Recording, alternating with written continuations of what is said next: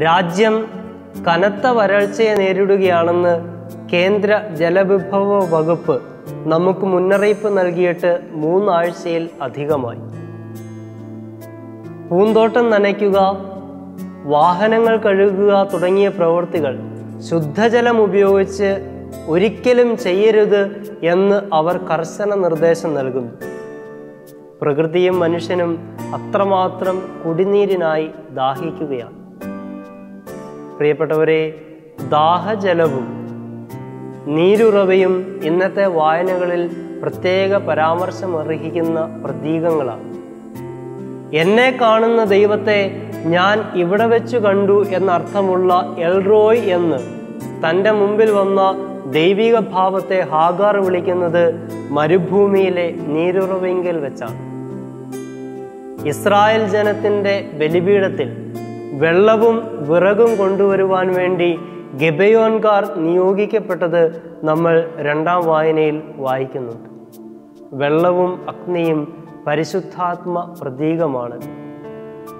ദാഹിക്കുന്നവൻ എൻ്റെ അടുക്കൽ വന്ന് കുടിക്കട്ടെ എന്ന് ഈശോ ഇന്നത്തെ സുവിശേഷത്തിലൂടെ നമ്മോട് ആഹ്വാനം ചെയ്യുന്നു.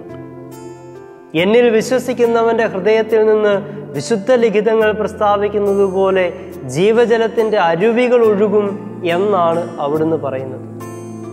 പരിശുദ്ധാത്മാവിനോടുള്ള ഭക്തി നിർഭരമായ ആ ഗാനത്തിൽ നമ്മൾ പറയുന്നുണ്ടല്ലോ, ദാഹിക്കുന്ന വിശ്വാസിയുടെ ഹൃദയത്തിലേക്ക് ഒഴുകിയിറങ്ങുന്ന സ്വർഗത്തിൻ്റെ അരുവിയാണ് പരിശുദ്ധാത്മാവെന്ന്.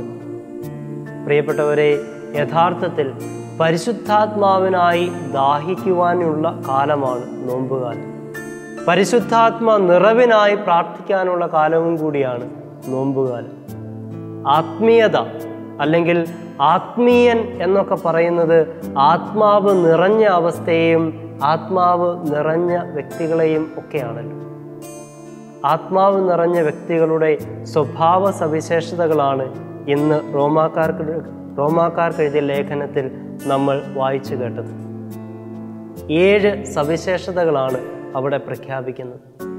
ഒന്നാമതായി, തങ്ങളുടെ വരങ്ങൾ തിരിച്ചറിഞ്ഞ് ജീവിക്കുന്ന വ്യക്തികളാണ് ആത്മീയർ. ഉപദേശത്തിനുള്ള വരം ഉപദേശത്തിനായും, അധ്യാപന വരം അധ്യാപനത്തിനായും, കാരുണ്യം കാണിക്കാനുള്ള വരം കാരുണ്യം കാണിക്കാനും മറ്റുമായും ചെലവഴിക്കണം എന്ന് പറയുമ്പോൾ ഒരു വരവും മറ്റൊരു വരത്തേക്കാൾ മേളിലല്ല എന്ന് കൂടി നമ്മെ പഠിപ്പിക്കുകയാണ് ഈ വായന. സ്നേഹമുള്ളവരെ, ഞാൻ അപരനോട് കാരുണ്യം കാണിക്കുന്നത് കൊണ്ട് അത് മാത്രമാണ് ആത്മീയത എന്ന് അവകാശപ്പെടാൻ നമുക്കാവുന്നു. ഞാൻ മറ്റുള്ളവരെ പഠിപ്പിക്കുന്നത് കൊണ്ട്, മറ്റുള്ളവരെ സംശയ നിവാരണം നടത്തുന്നത് കൊണ്ട് അത് മാത്രമാണ് ആത്മീയതയെന്ന് നമുക്ക് വാശി പിടിക്കാനാവുമോ? തമ്പുരാൻ എനിക്ക് നൽകിയ ആത്മീയവരം ഇതായതുകൊണ്ട് അത് സന്തോഷത്തോടെ സ്വീകരിച്ച് എനിക്ക് കഴിയാവുന്ന രീതിയിൽ ഞാനിത് ചെയ്യുന്നു എന്നല്ലേ നാം പറയേണ്ടത്. രണ്ടാമതായി, ആത്മാവ് നിറഞ്ഞ വ്യക്തികൾ അവരുടെ സ്നേഹം നിഷ്കളങ്കമായിരിക്കുമെന്ന് പൗലോസ്ലീഹ നമ്മെ പഠിപ്പിക്കുക. എന്താണ് പ്രിയപ്പെട്ടവരെ നിഷ്കളങ്കമായ സ്നേഹം? കളങ്കമില്ലാത്ത സ്നേഹം എന്ന് പറയുന്നത് സ്വാർത്ഥതയില്ലാത്ത സ്നേഹമാണ്. സ്വാർത്ഥതയുള്ള സ്നേഹത്തിലാണ് ഞാൻ പറയുന്നതെല്ലാം നീ കേൾക്കണം, ഞാൻ പറയുന്നതെല്ലാം നീ അനുസരിക്കണം, എന്നെ മാത്രമേ നീ സ്നേഹിക്കാവൂ എന്നൊക്കെയുള്ള വാശികളുള്ളത്. നിഷ്കളങ്കമായ സ്നേഹത്തിൽ ഇത്തരം പിടിവാശികളോ ദുർവാശികളോ ഒന്നുമില്ലല്ലോ. തിന്മയെ ദ്വേഷിക്കുന്നവരായിരിക്കും ആത്മീയതയുള്ളവർ ആത്മീയർ. തിന്മയെ ദ്വേഷിക്കുവാൻ ഇന്ന് നമുക്ക് മടിയല്ലേ?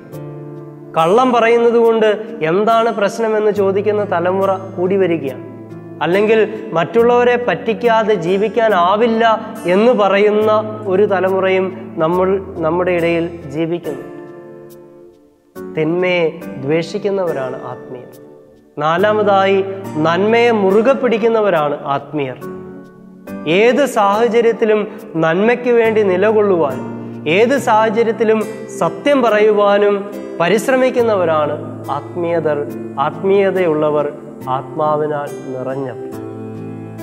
സ്നേഹമുള്ളവരെ, അതുപോലെ തന്നെ അഞ്ചാമതായി, സഹോദര തുല്യം സ്നേഹിക്കുന്നവരാണ് ആത്മീയതയുള്ളവർ, ആത്മീയർ. എന്താണ് സഹോദര തുല്യമായ സ്നേഹം? വീട്ടിൽ സഹോദരങ്ങൾ തമ്മിൽ വഴക്കുകൂടാത്ത ദിവസങ്ങളില്ലാത്ത ചെറുപ്പക്കാരികളും നമ്മുടെ ഇടയിലല്ലേ?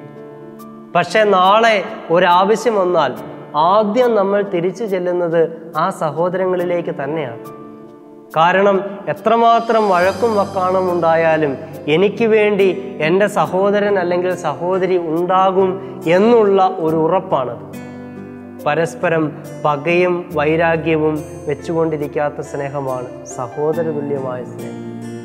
പൗലോസ്ലീഹ പഠിപ്പിക്കുന്ന 6ാമത്തെ കാര്യം പരസ്പരം ബഹുമാനിക്കുന്നവരാകും അവർ എന്നുള്ളതാണ്.